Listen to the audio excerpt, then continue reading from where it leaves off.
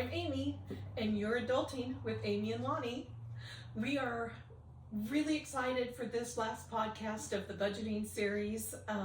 Lani has done such a great job of pulling together some practical knowledge, some very technical knowledge, some documents for you, some spreadsheets for you, and this is the wrap it up and bring it home with the added tidbit of mistakes to avoid within certain decades of your age. And some of these are very exciting, and some of these are kind of tough.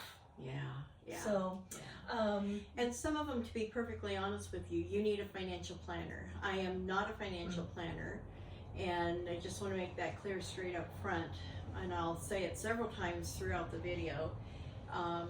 I do like finances. I spent 12 years in banking, 20 years as an accountant administrator with the state of California, and so I have a lot of background in accounting, budgeting, in finances, but I am not a financial planner, an estate planner, or any of that. I just enjoy numbers.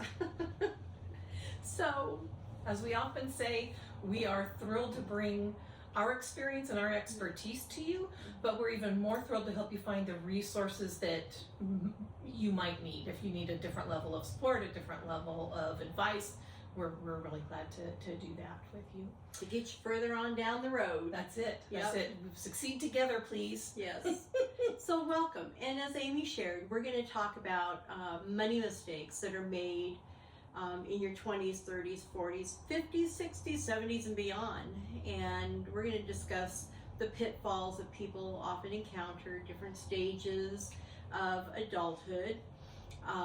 We have tips on how to avoid or recover from them, and why this podcast matters. This episode is really important because it can help you plan and prepare for what the next step is going to be, or how to not make these mistakes. If you're aware and informed, you can avoid them. So let's get into the discussion and figure out how we can all get on to this long-term financial success and peace of mind. Please and thank you. Okay. So if you're in your 20s, overspending on your lifestyle is very tempting, and you'll end up spending more than you earn, which is common, especially when you're trying to keep up with your peers, or more commonly right now, social media lifestyles. That's a social media, another podcast for another time. yeah. So, that's the number one. And, a tip, what would be a tip? Creating a realistic budget that's prioritizing the things that you need over the things that you want. Excellent. If you are heading to college, you may need a backpack or a book bag or a computer bag. You don't need a Dolce & Gabbana backpack, book bag. Or a 52-inch TV. Yeah, yes, yes. So just evaluating what those needs are. And being really honest with the feelings that will come from not keeping up with the social media trend fad. We do have a fear of missing out. It's a real thing, and we do see a lot of that with our money in our 20s, and I'd even say into our early 30s when we're starting to establish, but I leave that to Lani. So make your realistic budget, being very clear about the difference between your needs and your wants. That's okay. Excellent, Amy. So next one about another thing in your 20s is ignoring your credit card debt. It's okay to use your credit card with a little thought, if you're planning on paying it off every month, but there are consequences if you don't. So, yeah, pay off your balance monthly. Avoid relying on your credit cards for your needs, for your expenses. understand the impact of your interest. You know what it costs you to use the card. Lani might have these figures much more at the top of her head, but it's something like for every $1 you spend, it actually costs you $1.75. Yeah. So you know it. And again, we talked about this too. In your 20s, you want to be building some credit. So if you've got a card, you do want to use it, but get the book bag that you can afford on the credit card and pay that back off immediately. Excellent tip. Excellent tip. Same for your gas money or your bus pass, whatever that might look like. Anyway. If you find that you're putting stuff on credit card and you're not paying it off, that should be a red flag that you're not making wise choices, which again, there's nothing wrong with making mistakes because you learn from it. But learn from it and take a step back. So sorry. That's okay. Just take a step back and then get that paid off and then pay attention to what you can actually afford. If you are relying on your credit cards for your utilities, your food, you're going to need somebody to help you evaluate. You know what? Okay, how do I need this budget to work? Do I need to take in a roommate? Do I need to find a less expensive room? Just what does that look like? Because your credit card should be to help you build your credit rating and for an emergency. Right. And again, Lani's going to cover that for you. Yeah. So another mistake or things that can be overlooked is not saving or investing early and missing opportunities, like from what Amy shared in a previous video, matching on a savings from an employer. And we talked about, you know, when you're in your 20s, typically you're still getting support from your family. And this is a really good time to take advantage of any income that you've been able to earn on your own and start saving and preparing for the future. And that is going to set you far ahead of the rest of the world because you're going to be establishing some really good financial habits. Any ideas? Yes. We are not making any assumptions about your personal life in your 20s. Maybe you already have a partner. Maybe you're completely on your own. You don't have that family buffer at this time. Whatever that picture looks like for you, it's still doable. It's still doable. Open that little savings account or a little savings envelope. Contribute to retirement plans, and even, you know, there are many jobs in the service industry that do make those available. Not all do. You know, minimum wage jobs are minimum wage jobs if that's where you are, but there's going to be something, maybe an IRA through your bank, which is something Lani would have to explain because I'm qualified to say, how do you feel about getting an IRA from your bank? But even with small amounts, you know, like Lani has mentioned repeatedly, check to see if your employer has any type of a matching program, maybe for benefits. And this also, you know, when we're talking about some savings too, I want to throw in the concept that some employers offer benefits as part of the employment package. And so when you're thinking about your budget, don't forget to include that. Is there a copay coming out of your check? Is there a copay going to be due at time of service? You know, keep that in mind. But also consider that as part of your, it's kind of your income if you're not having to pay the whole premium. Well, and let me add on to that, because she has a very good topic right here, is that if you have them take a savings from your paycheck and go into a qualified plan, talk to your employer, that will reduce your income that's reported that you have to pay tax on. So you're going to be saving even more money. Okay, so the good thing to do is talk to a financial planner about this, and talk to your employer. They have these fabulous programs that are out there. And another topic that I want to bring up, and Amy, you have firsthand experience of this. I don't. But taking on too much student debt loan, and I'm not talking about you taking on too much student debt loan, but she has I have experience with student loans. Student loans, yes, exactly. So understand the student loan debt, the terms, the repayment, the options, the long-term implications, and I don't have experience at that. So do you have some personal things you can share? I do. When I went back to school as an adult, single mom, 4 kids, at one point I had 3 of us in college. It was a lot. So research first, and I just made it part of my personal curriculum, part of my school schedule, and this is another topic for another time, but I did make it part of my scheduling that I spent 1 day a week researching grants, scholarships, anything that was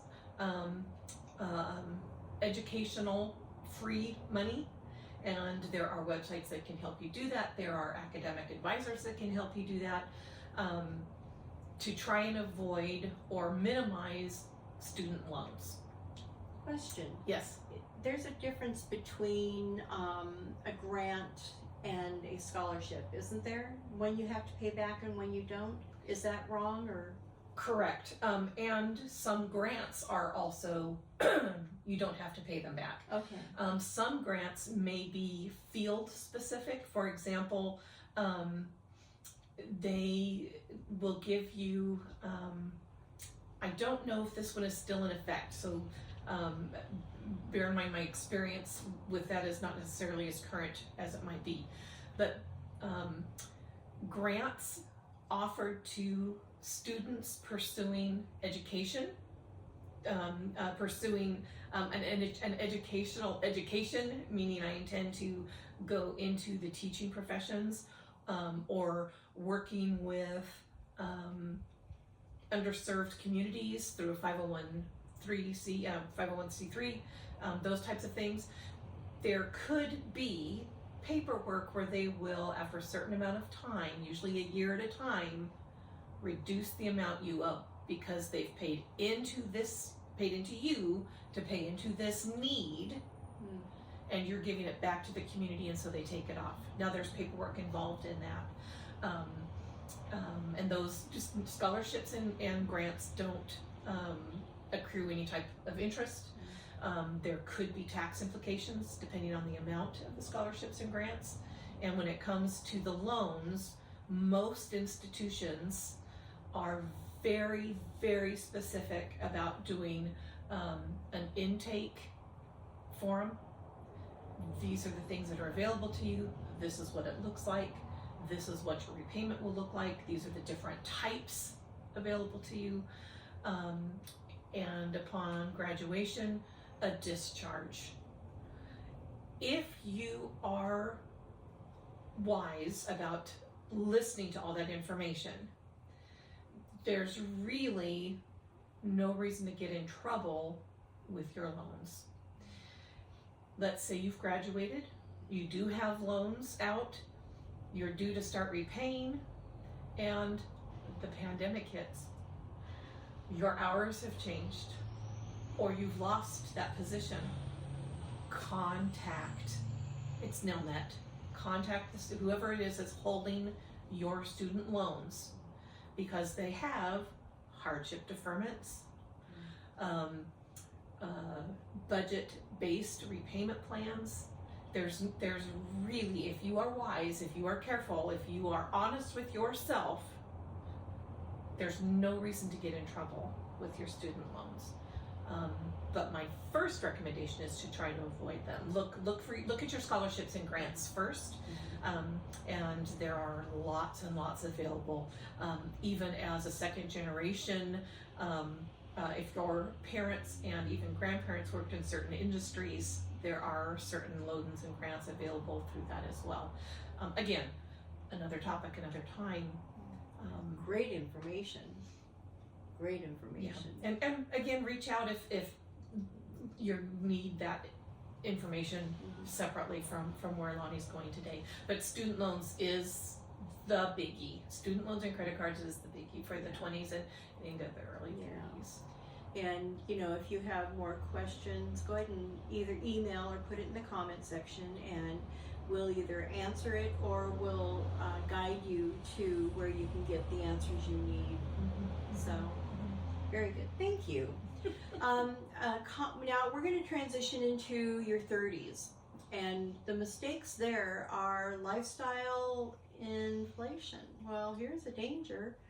When your income grows, your spending is going to grow, and you forget about putting money away in savings. And like Amy shared in a previous video, where when they were able to actually take the money from the raises, the increases, and put it into a retirement savings, that was just genius. That was very smart. So that's something to keep in mind, but that is a danger, is if your income's going up and then you just keep spending up, you're not going to get anywhere. So keep your lifestyle upgrades modest. Of course you do need to celebrate. You need to feel like there's a benefit to your hard work. Focus on your saving and your investing.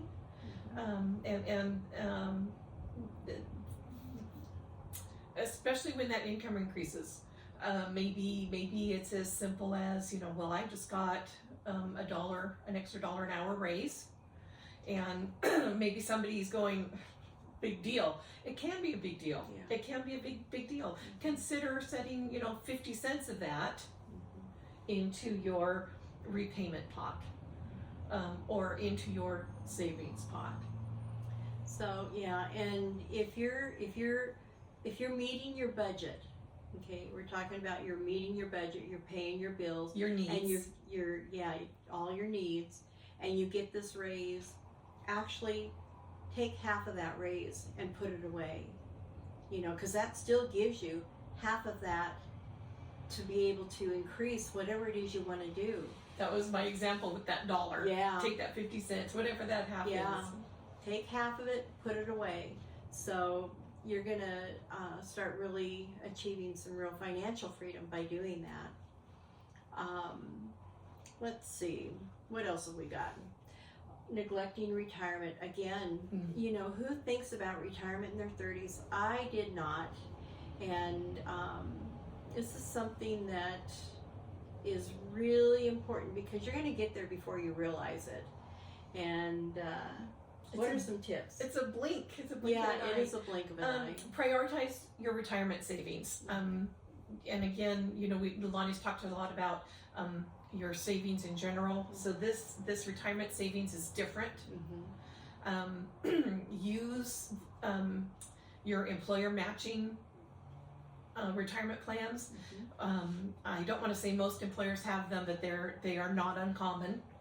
And automate your contributions to your savings plan, whatever that looks. Even if it's just a separate savings account, you can do that auto withdrawal.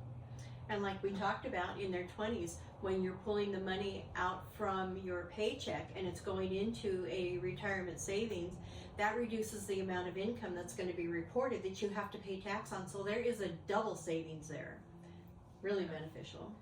Now, down the road, when you do have to use that, there is some taxable tax issues, but not while you're lumping it away. No, and typically when you're pulling from that, you're in a lower tax bracket because you have less income coming in. So still, it's a huge savings.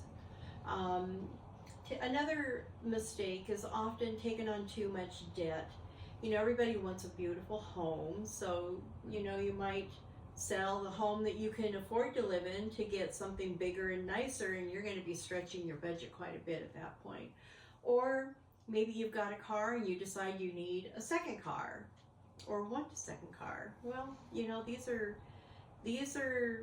accumulating more debt, bigger purchases, there's consequences to think through. And again, decide, is it a need or a want? You know, if you already have a roof over your head, your needs being met, getting something bigger and nicer, is that a need or is it a want? You know, these are things to think about. And again, keeping in mind your financial goals. What are your financial goals? And being able to meet those without stress. So, what's the tip? Well, one of the things I'm thinking of right off is maybe there's a partner now involved in the 30s, and maybe a second car is going to be beneficial. You be very smart about evaluating that cost benefit ratio. Could you carpool and still save a little bit of money?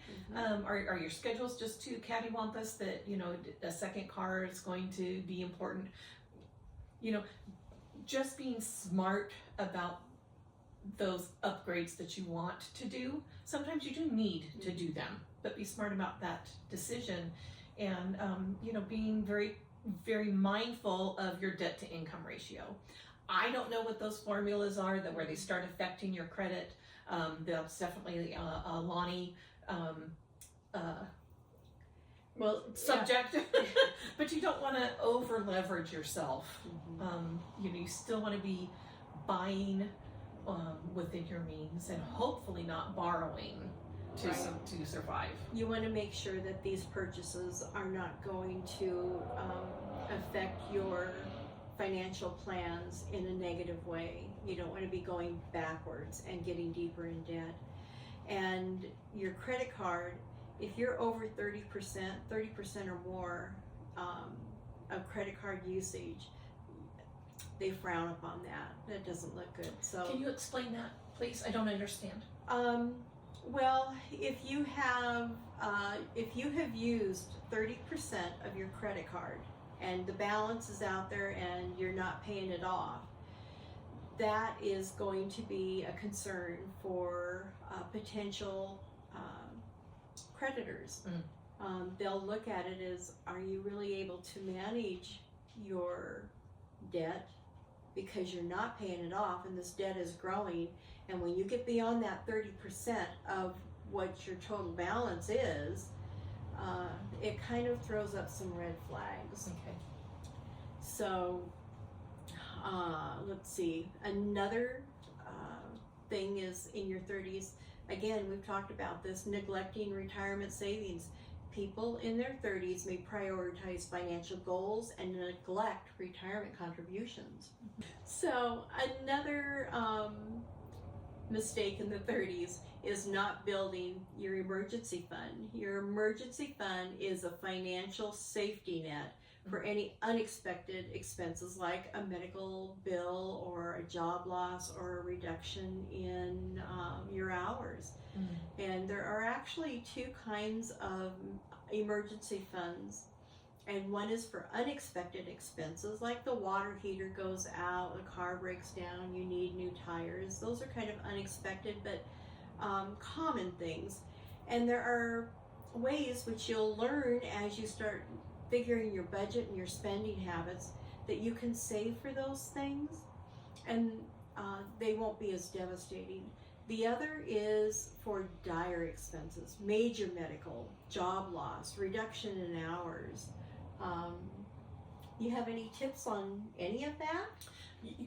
I do. Aim to save $1,000 to $2,000 for unexpected expenses, and that sounds like a lot, and it is a lot when you're starting out. Yeah, absolutely, it is. Absolutely, and try to have. This number surprised me when I learned this number from Lani. 3 to 6 months of your expenses saved up as well, accessible during those dire emergencies. But that makes sense, right? If something drastic happens, if you've got those funds aside, then you've got a buffer to make a plan, to figure out how to pivot, whatever that's going to look like. You've got a buffer of that 3 to 6 months, which can be tough. if you're in a dire situation, something else that I want to mention is don't forget to check in with your employer or with FEMA or with social services. There may be some other backups resources for you. Family leave. You know, if your dire emergency is you have to stop the presses and go help your mom with knee replacement surgery, you know, there are some support systems that might help with that financial impact.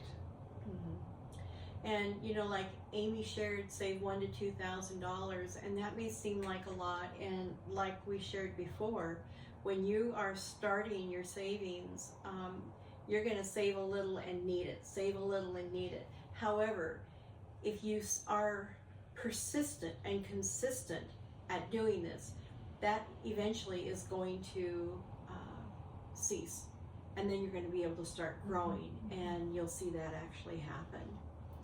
So let's move into our 40s.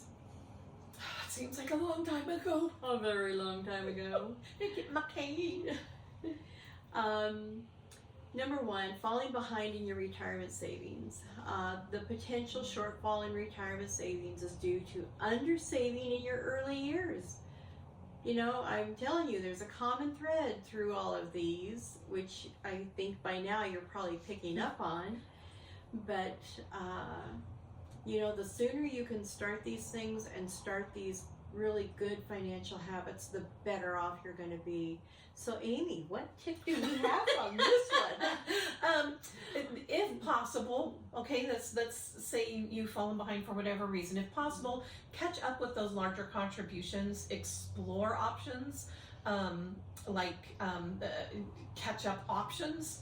If you've got a 401k, sometimes maybe the employer won't match that, but you can do a double contribution.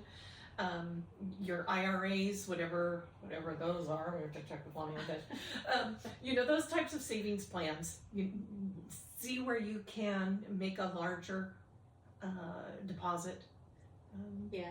So your IRA is an individual retirement account, and that's where your money would be going into planning for your retirement. And I would highly recommend that you talk to a financial planner to help you through this.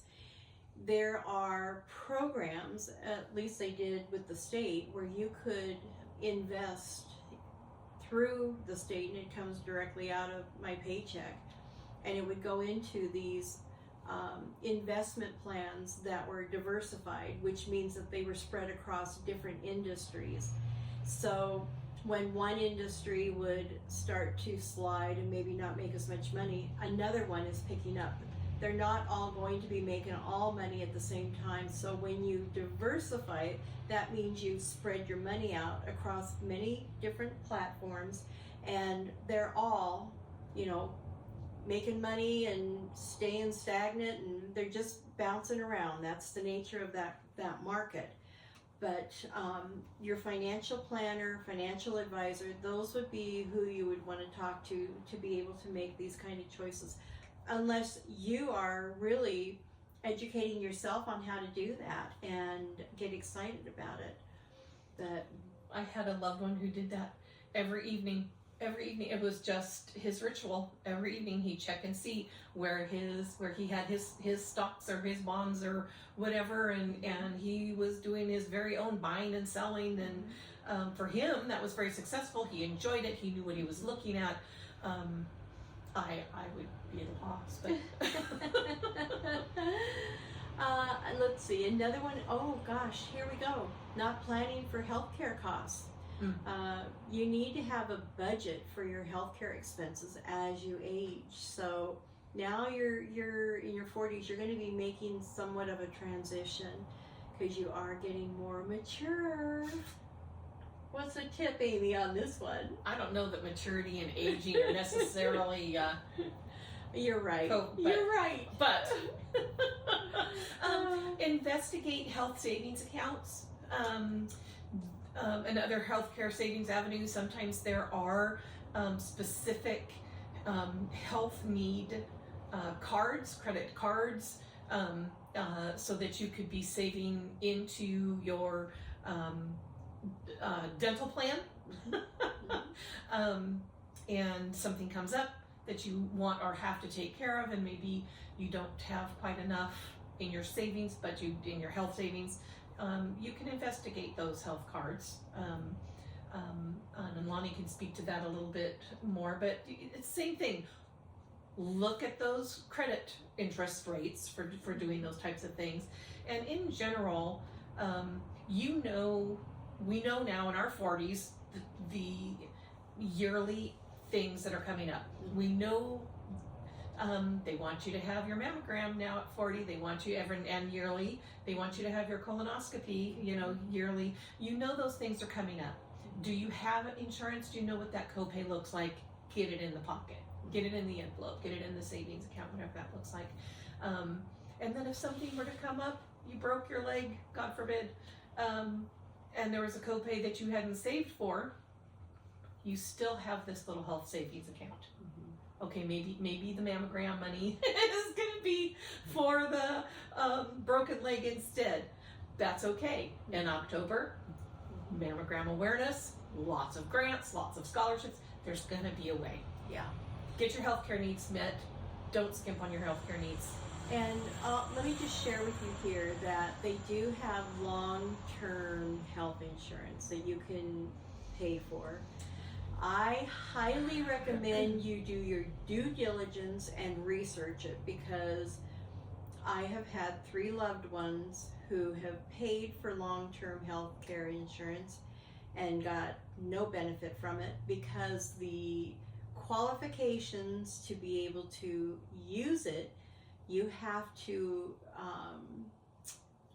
you really have to ask a lot of questions and do your due diligence, because it may not be the best. So I spent 4 years in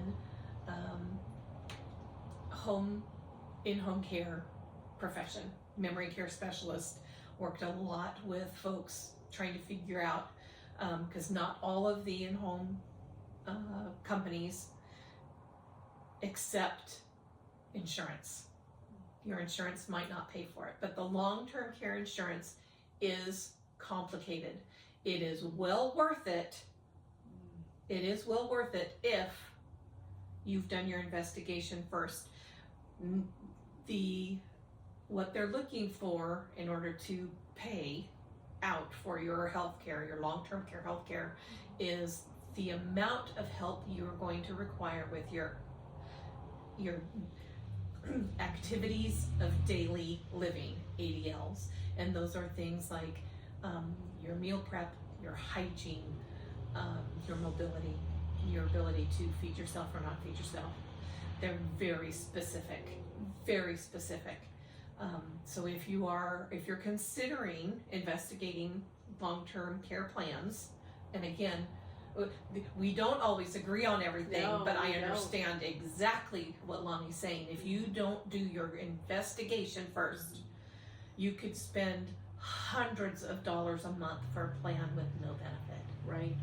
And that has happened to 3 of my family members. And, the requirements were, you had to have had this illness and had it for so long before they would even consider. And then there were certain things that you would have to meet. So that's why, we both agree you need to do your due diligence. You need to ask tough questions. You need to find out and make sure it's written in the policy. Don't let somebody just say, oh yeah, you're going to be covered. It's no problem. You want to tell them, okay, show me where I can get coverage in 30 days. And additionally with that, and I'm feeling a whole nother podcast coming on here. I do too. Some long-term care plans will cover hospitalization. Some will not. Right. So just be, again, knowing that we're coming at it from different angles, I highly recommend it, but I would mandate research like crazy, and in fact have somebody in the industry help you investigate what that looks like. And there are reasons why you might, if you've got certain family illnesses that are common in your family illnesses. Dementias, certain dementias can run in families, for example. You're going to want that backup. And you're going to want to see if that's disqualified in the insurance policy, or if they do cover it. Not all long-term policies are created equal. Right. So we agree that research is essential. And it's a decision that you can only make for yourself. She's for it. I'm against it. I believe in the health savings. I am for it conditionally. Yeah. And I believe in, if you are able to save, that I think it's really important to start early on. The earlier the better. Yeah. So we beat that horse. We did. So if you're, you're paying into your children's education or whatever, all those life-changing things, So bring us up to date with those types of things, Lani. Well, not adjusting for financial plans for, like your job shifts, like Amy just shared, education for your kids, caring for an aging parent. Those can all affect your financial plans. And those are things that you want to be preparing for. So what are your tips? Regularly. Say that again. Regularly revisit and adjust your financial plan to accommodate any major life changes. And maybe some of these things are some of our examples are irrelevant to you, to your lifestyle, to you and your partners, or your single lifestyle. You still need to consider revisiting what that looks like. The where is my plan? What maybe your plan has nothing to do with education for your children because there aren't none, or they're set, or whatever, but your big goals are to travel. Revisit that. What's your plan? How's your plan? Regularly revisit and adjust your savings for your retirement. We don't want to beat this horse to death as well. Yeah. Another issue is neglecting estate planning. Many people in their 40s and beyond overlook the need for estate planning for like your wills, your trusts, your power of attorney. There's a lot of things that need to be in place, and again, talking to an attorney, estate planner, financial planner, these are all people that can help you through that process. So consult with them. Yeah. Consult with attorneys, with planners. Maybe you've got already the durable power of attorney for medical care that they always ask you for surgeries and things. Maybe that person's already on board. But talk to those professionals to ensure that your assets are protected, or that your wishes are going to be accommodated. And I am including that medical piece as well, because that's it's easier to do them together. Your medical powers of attorney with your financial power, it's easier to do those things together, even though they're very separate.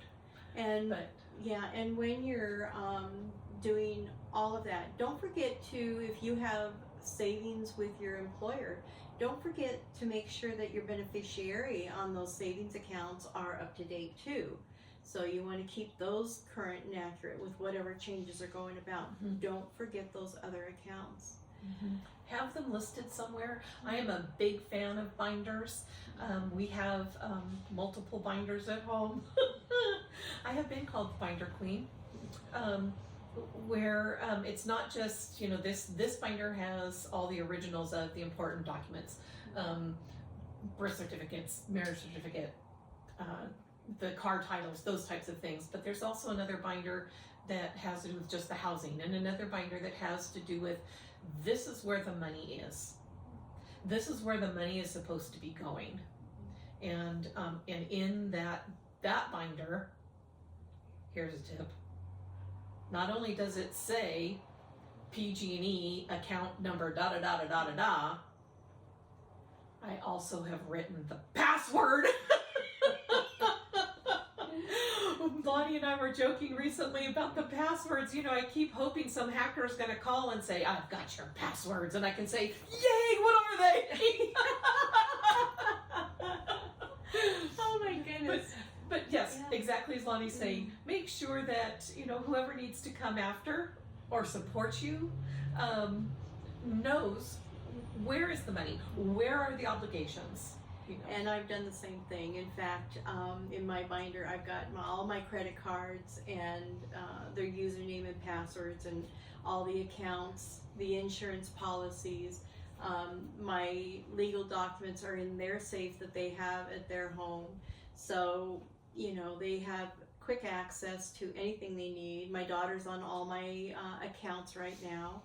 So, and if you choose to do that route, which is wonderful, you know, you want to, this is talking about revisiting things. You want to make sure that that's not just someone that you trust to look out for your best interests. You know, things can change. Maybe you haven't updated that in a little while, and that trusted second person has left the state.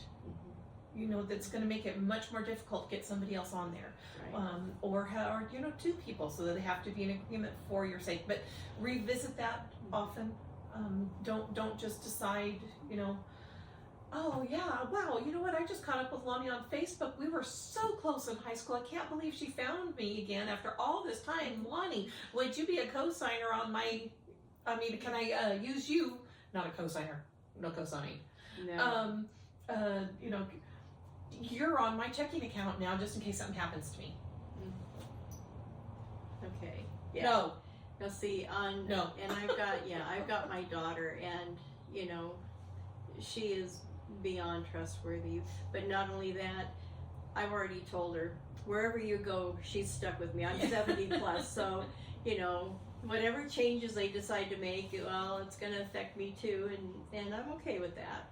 But you know, if you got any suggestions or thoughts or ideas on what's helped you overcome, you know, financial struggles, or what you have done that's been successful, why don't you share it? Because we can all learn from one another. And we want to celebrate with you the successes. We love that. Yes. So if you like what we have shared, I know it was a lot, and we are thankful if you've hung in there till the very end of this thing. But, you know, again, be sure to subscribe, hit the like button, let us know what your thoughts are. And again, you know, be sure to stay tuned so you won't miss an episode. And until then, have a fabulous week. Be well. Bye. Bye.